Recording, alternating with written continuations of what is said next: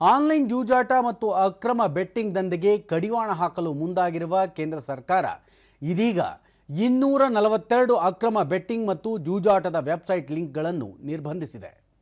ದೇಶದಲ್ಲಿ ಇಲ್ಲಿಯವರೆಗೆ ಒಟ್ಟು 7800ಕ್ಕೂ ಹೆಚ್ಚು ಅಕ್ರಮ ಬೆಟ್ಟಿಂಗ್ ಮತ್ತು ಜೂಜಾಟದ ಜಾಲತಾಣಗಳನ್ನು ನಿಷೇಧಿಸಲಾಗಿದೆ.